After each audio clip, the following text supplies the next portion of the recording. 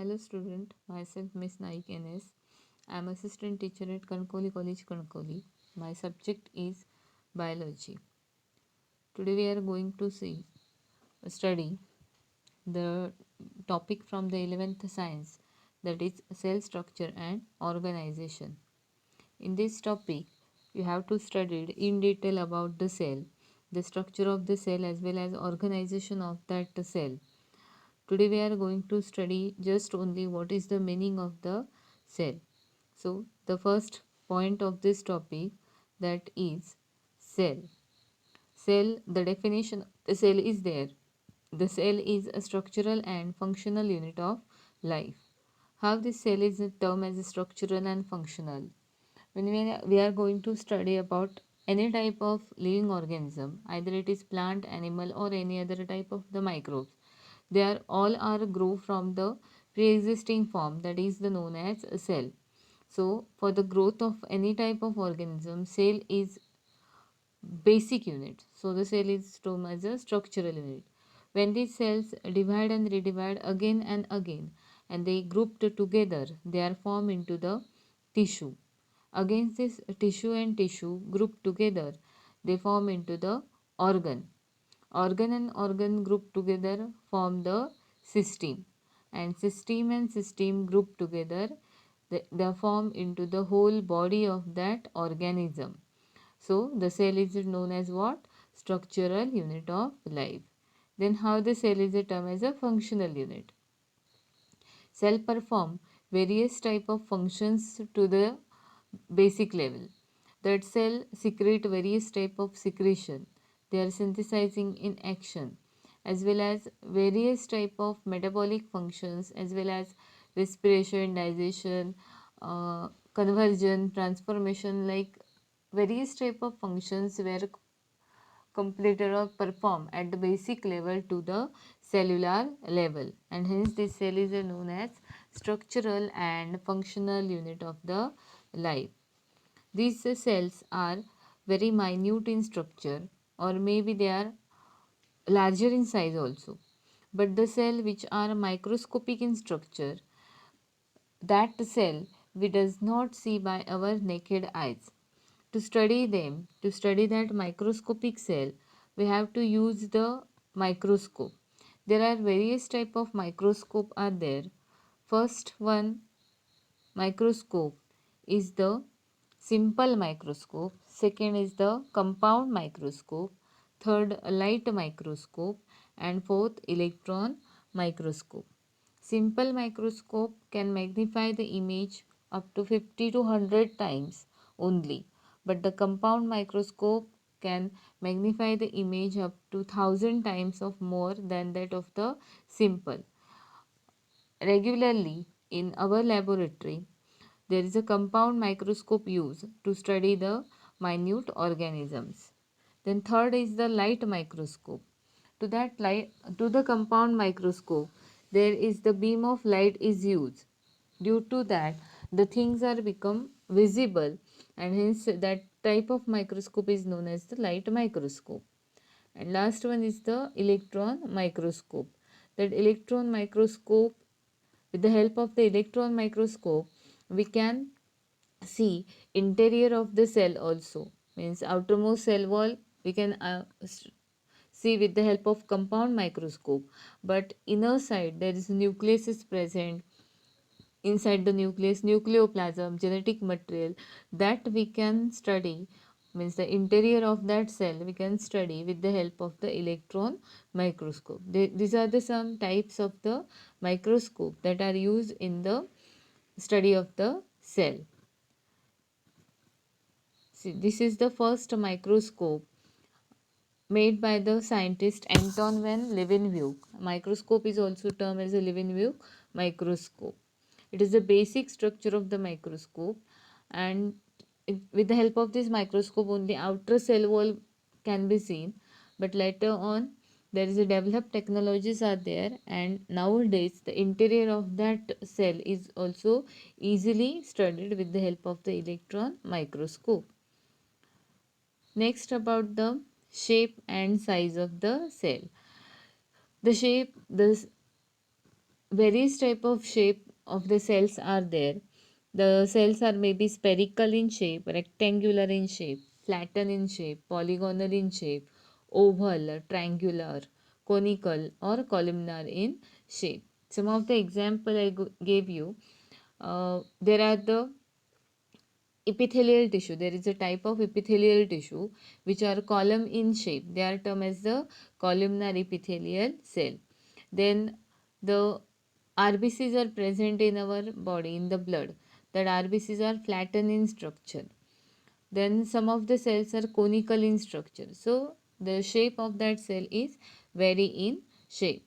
Second one, size. The size of the cells are also vary. The size of that cell is vary in plant as well as in animal. Some of the cell can be visible to naked eye. The cell which are large in size, they can be visible to naked eye. Some of the cells are microscopic in nature, means that cells are very minute in size. And some of the cell are macroscopic in structure, means large in size. Some example of these cell are there. That is mycoplasma, that is the smallest cell. The size is only about zero point 0.3 micrometer. Next one, bacterial cell is there. The size is about 3 to 5 micrometer. Then largest cell is ostrich egg. It is about 15 centimeter in length. And in our body there is a nerve cell is present. That nerve cell is related to the nervous system, which is a longest cell. Elongated cell is present there, so it is known as a longest cell. See, in this chart, you can see there size of the cell from the zero point 0.1 nanometer to 1 millimeter. First atom is there, that is the size is only about zero point 0.1 nanometer. Then micromolecules are there, lipid, proteins. This micromolecule, the size of them is only 1 nanometer. Then some viruses are there, that viruses is about 100 nanometer. Then bacterial cell, mitochondria, which is present in the eukaryotic cell, the size of them is about 1 micrometer. RBCs, red blood cells, are present in the blood of the human being. It is about 10 micrometer in length. Then larger cell, animal plant cell, the size is about 100 micrometer. And last one, egg of the frog is about 1 millimeter in length. So these are the different sizes of the cell. So the shape and size of the cell is vary in structure. Then about the cell theory. To the 10th standard, already you have studied about the cell theory. This cell theory was postulated by the scientists Shawn and the Schleiden, and they explain that the cell is a basic unit of the life. So they explain about the cell is the basic unit, but they does not explain about the how this cell is formed, means they how that cells are developed or divided. That were explained by the scientist. Name of it is Rudolf Virchow. He explained about how these new cells are formed. There is a phenomena behind the formation of new cell, that is known as the cell division. With the help of the cell division, the pre-existing cells are there, they divide and redivide, and new cells are formed. So these are the two scientists. Shawn and Schleiden explain about the cell is a basic unit, while Rudolf Virchow explain about the formation of cell by the cell division. So the study of the cell is a term as the cytology. Cyto means cell and logos means study. So study of cell is term as what? Cytology. And nowadays, after the cell theory by Shawn and Schleiden, the cell theory is developed by the scientist or studied by the scientist, and that advanced theory is nowadays known as modern cell theory. This modern cell theory explain about various concepts related to the cell. Among them, one of the concept is there, that is totipotency. When we divide this word, it is divided as total potential. Potential means ability and total ability. It is related to the cell. So The definition of the totipotency is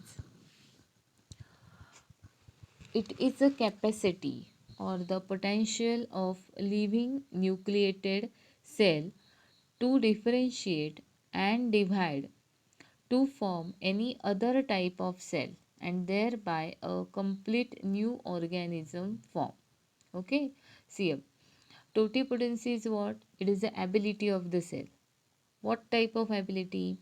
Any type of living nucleated cell can be differentiated into and divide into other type of the cell, and so that due to that differentiation it has the ability to formation of a new organism. In this type of totipotency is shown by the cell because it has entire genetic information of the organism is present in the nucleus. So embryonic animal cells are there. They are termed as the stem cells. These stem cells are present in the placenta. The placenta which is connected to the mother to the fetus. In that placenta, they are termed as the embryonic animal cell or the stem cells. That stem cells are known as the totipotent cell. These stem cells have a great medical application for the cure of various type of the diseases. So first one, that are the stem cells, and second example is the meristematic cells. Meristematic cells are present in the plant. Stem cells are present in animal and meristematic cells present in the plant. These plant are mainly present to the deep region of the plant organ. For example, a root system, shoot system is there.